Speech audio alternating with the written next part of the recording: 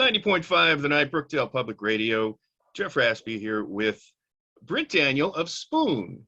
How are you? Good to see you. Hello, Jeff. Good to see you again. Indeed. We were just, before we started, we were reminiscing about a Wilco show in Brooklyn that we were both at as spectators, not as industry people. Right. And I love these posters you got behind you. I've never seen a Matthew Cause poster. I'll have to tell him. Oh, he's got one. Those four. He's got one? Those four, Ari Hest, Sonny Landreth, Matthew from Not a Surf, and Jesse Mallon, those were all for shows that they did for 90.5 The Night for the station. Oh, that's cool. Yeah. And then and then I got them autographed and at the shows and then put up on my wall. And of course, that's Joe Strummer on the other side. Yeah. But for anybody listening on the radio, they have no idea what we're talking about. So the new Spoon album, the first one in quite a while, is coming February 11th. Listeners of 90.5 The Night have already heard The Hardest Cut and Wild. And don't tell anyone, but I've heard most of the rest of it, and it sounds fantastic. And it's been about, 5 years? Yeah. Now since the last one. I think everyone has kind of said that when a stretch like that goes by, too long. Yeah. So was there a specific reason why it was taking so long? One reason after another. Yeah. and I guess the most recent reason being the last 2 years being what they were. Yeah, that was the last one. But yeah, it was a thing where we did a lot of touring on the last record. Then we ended up doing this greatest hits record that I thought would just be a thing where how much work could that be? It ended up being a thing where there was a lot of work involved, especially with the promoting of it. And then and we did a song for it. Then we were gonna buckle down and finish the record in summer of 19, and then we got offered this tour with opening for Beck. Right. Beck and Cage the Elephant, and that was a 3-month tour. And then we finally got started on the record and moved to Austin. And I moved back to Austin. Alex from the band moved to Austin for the first time, and that worked for a while. We got a lot of work done, but then something happened, and we couldn't see each other for several months, and that pushed us back further. So yeah, it just was one thing after another. Okay, so it's not as if it was done and ready to go, and then a pandemic hits and you realize, well, right. We can't really tour, we can't do promotion, so let's just hold it. Yeah, it wasn't like that this time. Yeah. Cool. So this new album, Lucifer on the Sofa, like I said, comes out February 11th, and I don't know if you're getting the vibe. I mean, I've been pleasantly surprised at the reception radio's given it, or at least the first couple of tracks as well. Yeah, we're number one. Rock on. Yeah. That's what I heard. That's what they tell me. Somebody told you.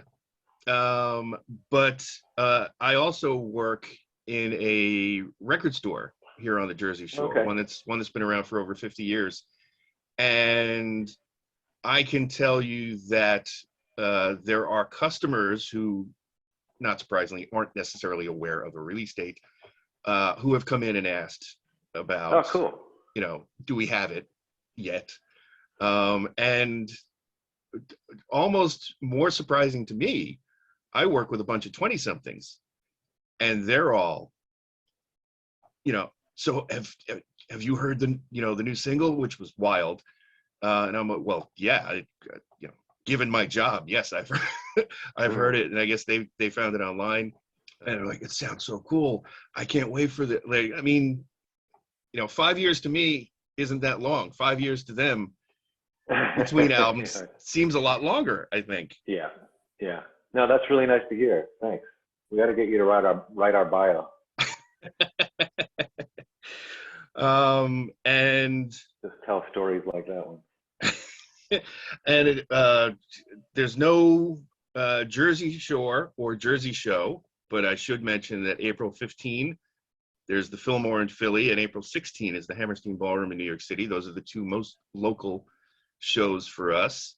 And noticing that actually got me thinking. One would assume, and I would have assumed, that Spoon has at some point played on the Jersey Shore, but I could not remember one. I don't think we have.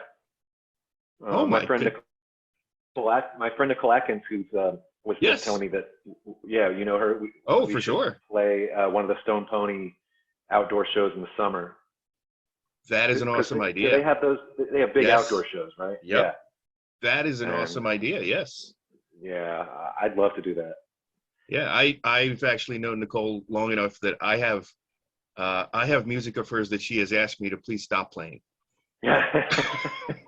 Yeah, she's amazing. She's got some pipes.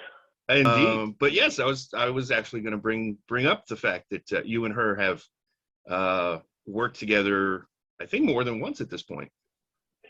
I sang on her last record, and we wrote a song on her last record. Mm-hmm. Yeah. And then she's toured with us a couple times. Toured with Spoon.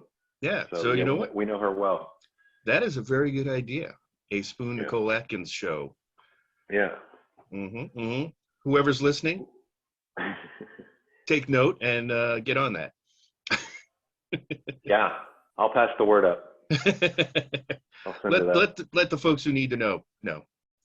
And I know that we don't have a lot of time because you've been kind of doing this blitzkrieg of interviews over the last couple of days, and I thank you for taking the time to do it. Yeah, it's good to talk to you. Absolutely, and I'm sure some of my brethren and sisterin have mentioned this. Thank you for going out of your way to kind of acknowledge not only the existence but the importance of radio, and especially public radio, with the ramp up to this new album. Hopefully most of my brothers and sisters have expressed appreciation for doing it, because especially for those of us who've been doing it a long time, and I've been doing it a long time, we aren't the only game anymore. Sometimes it's still hard to accept the fact that blogs and online things get premieres before radio does, and stuff like that. And we sometimes get the feeling that, radio almost becomes an afterthought. It's like, no, we got to hit all the streaming services. We got to hit all the blogs. We got to, and then you're sitting here going, why don't we have this single yet? Right. Well, public radio is where the hardcore music fans are. And I really appreciate that. And there's something about that makes the stations sound great, and the music, the way that it's programmed is you can just tell it's coming from the heart. And so we do like to show our support when we can. Cool, and it is appreciated.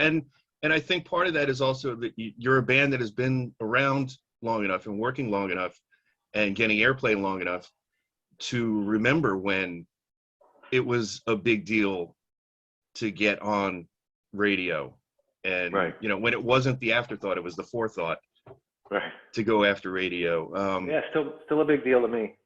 Well, and it's funny because I keep explaining to people, or like I try to explain it this way. There's a difference between uploading your own music to a streaming service or something like that, because, you're just happy that the upload worked. But when you hear yourself on the radio, it becomes that thing you do moment, because it's not just you. Somebody else put enough worth into your work to put it on the radio or put it on television, or, that kind of thing. And it's a shared experience, the way that streaming is not. Yes. A lot of people are hearing it at once. It's a community experience. Yeah. And it's weird in the 21st century to especially, like I said, especially for those of us who've been doing it before all of these things existed, to still accept the fact that, okay, So it'll premiere on the Wall Street Journal first, and then we'll get it. Okay. Because when I look for new music, I look to the Wall Street Journal. Right. Britt Daniel from Spoon is here with us this afternoon for a quick visit. Looking forward to the new album, Lucifer on the Sofa. Comes out February 11th. And then the tour finally hits our area in mid-April, April 15th at the Fillmore in Philly, and April 16th at the Hammerstein in New York City. Of course, there's always spoontheband.com to find out more information about Spoon. And I reiterate that, it's appreciated that you're taking the time and effort and energy, especially when I found out that you were a bit under the weather for this barrage of interviews. It is appreciated. Thank you. And I did notice that on the new album, there is a song called On the Radio. Right. Yeah, it's about growing up in Temple, Texas, like I did, and that clock radio being a lifeline to the world, something that made me feel a lot less lonely.